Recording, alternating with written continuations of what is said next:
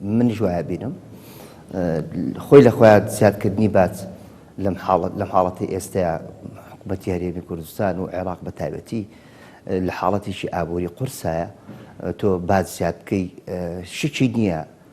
هیچ یاسایەک ڕێگەی پێنادا و لە هەمان کاتیشە تۆ کاتێک کە باز لەسەر وڵاتەکەی خۆت زیاد دەکەی یان لەسەر هاو نیشتیمانەکانی خۆت دەبێت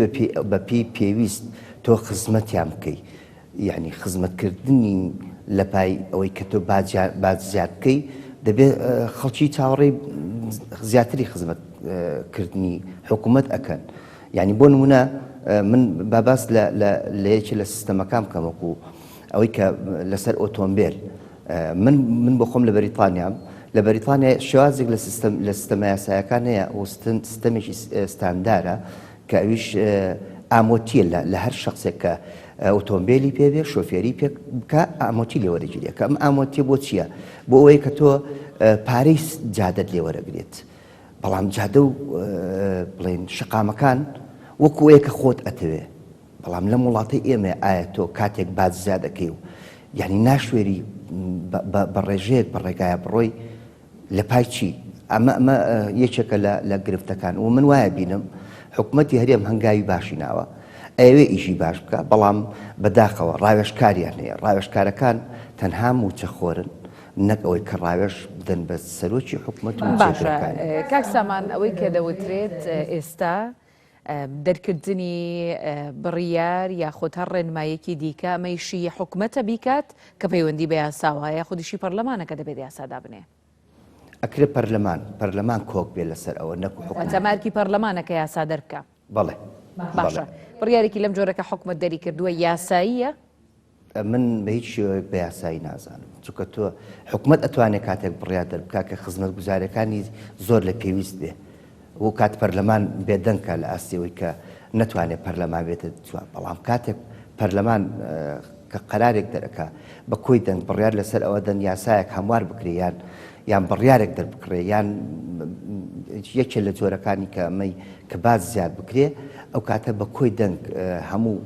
ئەو لایەنانی کە ناو پەرلەمان ئەندام پەرلەمانەکان کە نوێنەری هاوڵاتیانی خەڵکی کوردستان ئەوان بڕیاری لەسەر بدەن ئەو کات حکوومەت کاتە کێ دەتوانێن بڕیاری حکوومەت هەڵبۆشێنێتەوە پەرلەمان یان کێ؟ پەرلەمان ئەتوانن بە کۆی دەنگ ئەتوانن بەڵام لە وڵاتی ئێمە کەمێک ئاسان نییە. باشە هەوڵاتیان دەتوانن پێوەی پابند نەبن بە بڕیارەوە کە بۆ نمونە حکوومەتی هەرێمی کوردستان سەربەخۆ دەری کردووە بە بێگەڕانەوە بۆ پەرلەمان؟ کاتێک هاوڵاتیان حەقی ئەویان هەیە حەقی شەرعیە ئەو بڕیاریان هەیە کە ئەو ڕێنمایانە جێبەجێ نەکەن لە پای ئەوەی داوای خزمەتی زیاتری لە حکوومەت بکەن تۆ چیم بۆ ئەەکەیت کە بازت لەسەر من زیاد کردووە ئایا چیت چ بەدیلەکەیە کە من بتوانم زیاتر لەگەڵ هەنگاوەکان تا بێم هاوڵاتی چی بکات لەم نێوەندەیە ینی بۆ نمونەوە دەبینێت کە ڕێگەبانەکان بە پێویست نین یان هەرگلەی و ڕخنەیەکی دیکەی هەبێت دەتوانێت سکاڵا بکات لە حکوومەت؟ هاوڵاتی لە وڵاتەیە بەداخەوە سکاڵا ناتوانێت سکاڵا بەرزکاتە وەکو پێویست وەکو خۆشتانی بینن کە لە ڕووی یاساییەوە ناتوانێت خۆی ناتوانێت خۆی ناتوانێت لە ڕووی یاساییەوە ئەتوانێت چکە هەموو هاوڵاتیەک حەقی ئەوە هەیە کە چاودێر بێ بەسەر حکوومەتەوە و چاودێر بێ بەسەر ئەو خەڵکانی کە نوێنەرن ناردوونی حکوومەت و پەرلەمان و ئەکرێ لەگەڵ ئەوەشە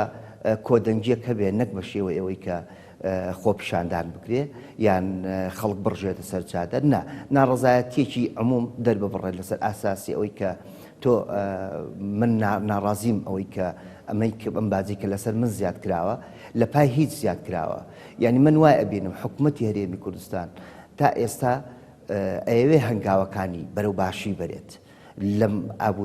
لەم وەزی ئابووری قورسی کە ئێستا بەسەر عێراق و کوردستان سەپێنراوە بەڵام لەگەڵ ئەوەشە ڕاوێژکار من بۆ ئەوە ئەیگەڕمەوە چونکە هەر لە دینی پیرۆزی ئیسلامەوە سەیری ئەو بکە چونکە زۆربەی یاساکانیش لە قورئانەوە دەرکراون و باز لەوە بکەین دینی پیرۆزی ئیسلام کە هەموو هەینێک کە مامۆستای بەڕێز لەسەر مینبەرەکەیەوە کە خوتبە ئەدا ئەم خوتبەیە بۆچی ئەدا طبعا یعنی خەرمانی هەفتەیەکی کۆ کردوتەوە تا تا بزانێت چی نامۆی بینیوە لە ناو کۆمەڵگایە و بۆ سەری هەینی بە خەڵکی ڕابگەێنێت ئەمە چاکە ئەمە خراپە ئەمەیان نەهی لێکراوە و ئەمەشیان حەڵال کراوە. بەڵام ئایا ڕاوێژکارەکان تا ئێستا من لە حکومەت ئەپرسم ئەو ڕاوێژکارانی کە دایناون لە غەیری کورسێکی خۆیان توانیوان هیچ ئیسفادێکیان بۆ ئەم نیشتیمانە هەبێ و بۆ حکومەت هەبێ حەقە حکومەتی هەرێم حەقە بەڕێز سەرۆکی حکومەتی هەرێم